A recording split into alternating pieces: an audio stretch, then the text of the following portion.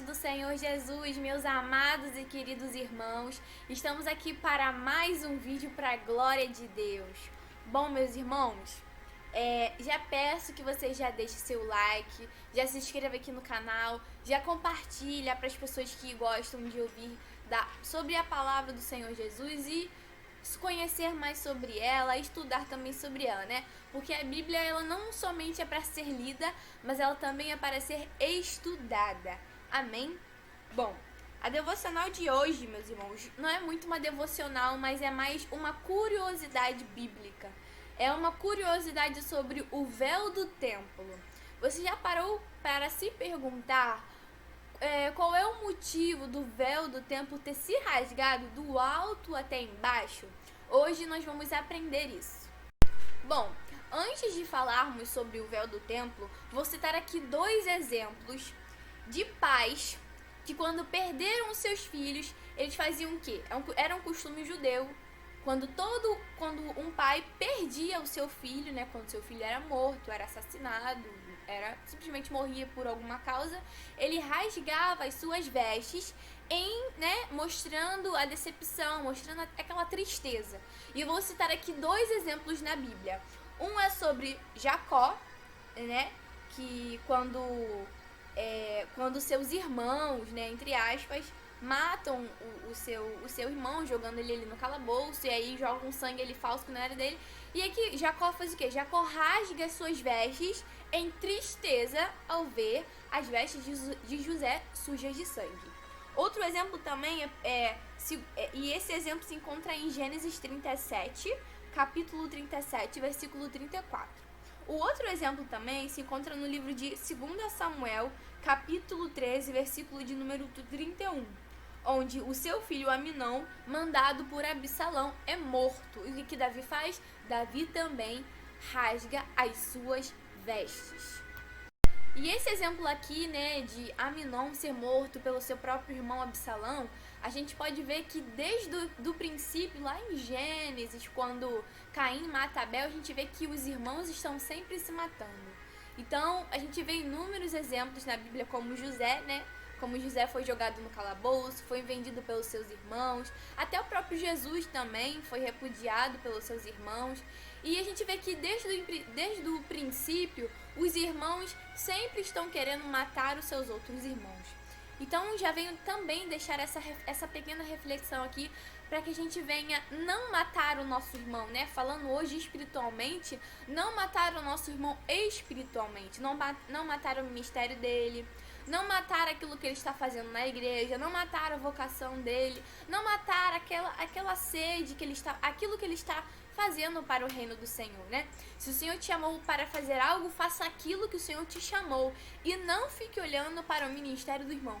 Olhe para o seu, porque enquanto você estiver olhando para o ministério do seu irmão, o seu ministério vai estar só afundando. Bom, meus irmãos, também queria estar lendo também um versículo. Se você quiser, você pode pegar a sua Bíblia, eu vou estar deixando o versículo aqui. O versículo é Lucas, capítulo 23, versículo 46 ao 47, que diz assim: Então Jesus chamou em alta voz: Pai, nas tuas mãos entrego o meu espírito. O centurião, vendo o que tinha acontecido, deu glória a Deus, dizendo: verdadeiramente este homem é justo. O que podemos ver aqui, né? Depois da morte de Jesus, onde Jesus, ele tinha tanta autoridade que Jesus que entregou o espírito dele ao Pai. Como ele vai dizer: a vida é minha, ninguém a toma, eu a dou. Então o Senhor Jesus deu a vida dele por vontade própria. Ninguém obrigou ele a ser morto na cruz. Ele quis fazer isso por mim e por você. Então, como a gente tem valorizado esse sacrifício? E aí, irmãos, algo que me chamou bastante atenção é que esse centurião, ele viu que Jesus era um homem justo e ele se converteu ali, né? Provavelmente ele poderia ter se convertido porque ele deu glória a Deus, reconhecendo, né, que ele morreu e reconhecendo que ele era homem de Deus, que ele era o próprio Deus, e dizendo verdadeiramente ele era um homem justo, né? A gente vê que nem os seus discípulos estavam lá, e um ímpio que estava lá entre eles tava lá no meio da crucificação, reconheceu que ele era filho de Deus. E o centurião ali reconheceu, irmão. E algo que me chama bastante atenção é que os discípulos de Jesus, que estavam com Jesus o tempo todo, que andava com Jesus, que dormia com Jesus, que comia com Jesus, que seguia Jesus aonde Jesus ia pregar, sabe, estava ali com Jesus, eles estavam ali com Jesus o tempo todo. E na crucificação, onde Jesus estava fazendo isso também por eles não estavam lá. Mas o centurião, um ímpio, estava lá e reconheceu que ele era o próprio Deus, o Filho do Deus vivo. E a gente também percebe também que Pedro, chega um determinado momento que Pedro reconhece, ele fala assim: Senhor, tu és o Cristo, o Filho do Deus vivo. E aí o que adianta Pedro ter reconhecido Jesus como autoridade, só que não estar com ele na crucificação? E muitas das vezes nós fazemos isso. Muitas das vezes nós falamos que Deus é o nosso Salvador, que estamos com Ele, que Ele é o nosso Cristo. Só que quando Deus precisa da nossa obediência, a gente não está lá.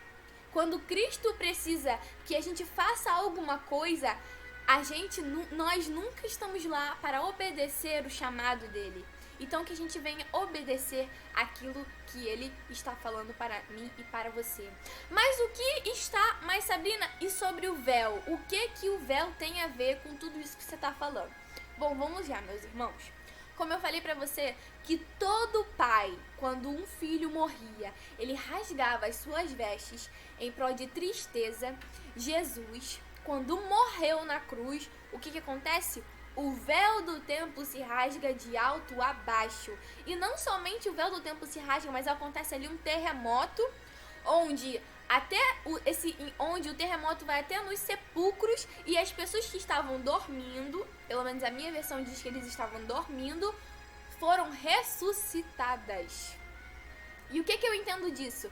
Que quando Jesus morreu na cruz, Deus rasgou o véu do templo, mas não foi de tristeza, foi de alegria, porque ele estava rasgando o véu do templo, separando os religiosos e dizendo: meus filhos, entrem por essa porta, porque agora vocês têm a graça de Deus. Agora a graça é para todos, para a mulher samaritana, para a mulher cananeia, para todos que querem ouvir as boas novas do Senhor Jesus. Então, meus irmãos, que vocês podem ficar com essa palavra abençoada do Senhor Jesus. Amém? Vou orar pela sua vida. Senhor, meu Deus e meu Pai glorioso Deus, Senhor, toma a vida dessa pessoa que está me assistindo. Meu Pai, que todas essas palavras, Senhor, que foram ditas aqui possam entrar no coração dessa pessoa. E como eu sempre digo, Senhor, não somente ouvir, mas colocar também em prática, Deus. Que nós possamos reconhecer que a porta foi aberta, que o véu do templo foi rasgado, para que eu e essa pessoa que está me assistindo possamos sentir a Tua graça, Deus. Obrigada por ter morrido naquela cruz por nós. Nós te agradecemos em nome do Senhor Jesus. Amém. Bom, meus irmãos, esse foi o vídeo de hoje. Espero que os irmãos tenham gostado. Não se esqueça de deixar o seu like e comentar aqui embaixo o que você achou do vídeo, ou se você tem alguma sugestão também. Amém? Compartilhem bastante e é isso. Um beijão. Tchau, tchau.